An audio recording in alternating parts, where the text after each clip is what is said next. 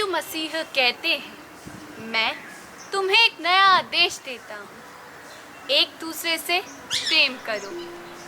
जैसे मैंने तुमसे प्रेम किया है, तुम दूसरे से प्रेम करो। प्रेम को शब्दों में परिभाषित करना कठिन है। यह जितना सहज और सरल है, इसे समझना उतना ही कठिन है। दुखी, निर्धन और असहाय लोगों को प्रेम करके जीवन की एक नई दिशा दी जा सकती है।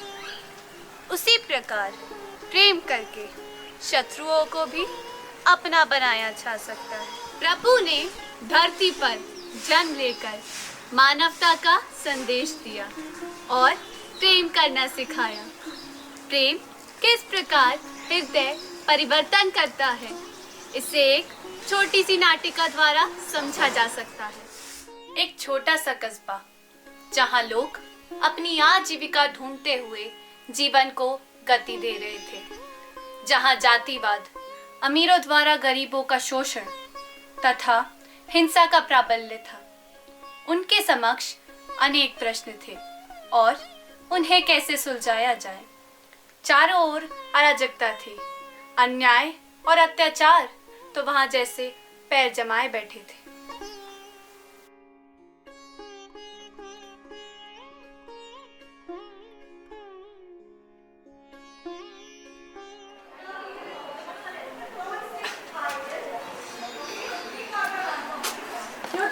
काम नहीं होता है मालिक, अब नहीं करूँगा मालिक। मुफ्त की पगार खाने आए हो यहाँ पे। मालिक मालिक मालिक मालिक ऐसे ही चलता रहा तुम्हें नौकरी से निकाल दिया जाएगा। नहीं मालिक।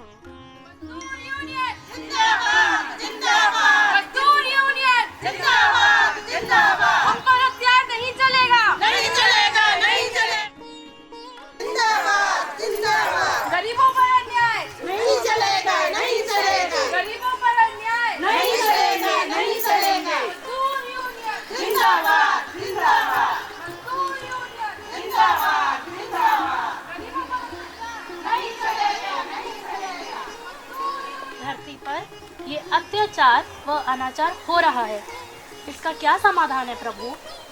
इसका केवल एक ही समाधान है, प्रेम। प्रेम? कैसा प्रेम? भाईचारे का प्रेम। हमें त्याग की भावना रखते हुए प्रेम करना चाहिए।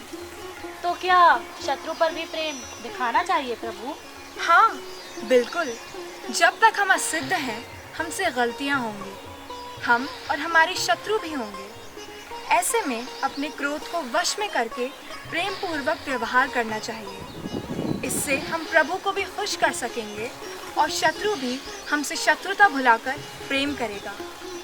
बेटा, यदि किसी को किसी पर दोष देने का कोई भी कारण हो तो एक दूसरे को सह लो, एक दूसरे के अपराध को क्षमा करो।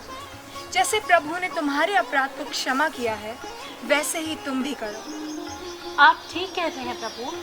ऐसा करके ही समाज से बुराइयों को दूर किया जा सकता है।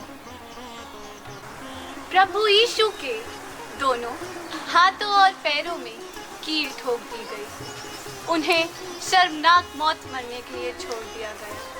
तब भी उनके शब्द थे, हे पिता, इन्हें क्षमा कर, यह नहीं जानते यह क्या कर रहे हैं। तुमने सुना होगा, कहा गया है, तू अपने पड़ोसी से प्रेम कर और शत्रु से घृणा कर। किंतु मैं कहता हूँ कि तू अपने शत्रुओं से भी प्रेम करो। जो तुम्हें यातनाएं देते हैं, उनके लिए भी प्रार्थनाएं करो, ताकि तुम अपने स्वर्ग में रहने वाले पिता की एक सिद्ध संतान बन सको, क्योंकि वह बुरे व भले सब पर सूर्य का प्रकाश चमकाते हैं।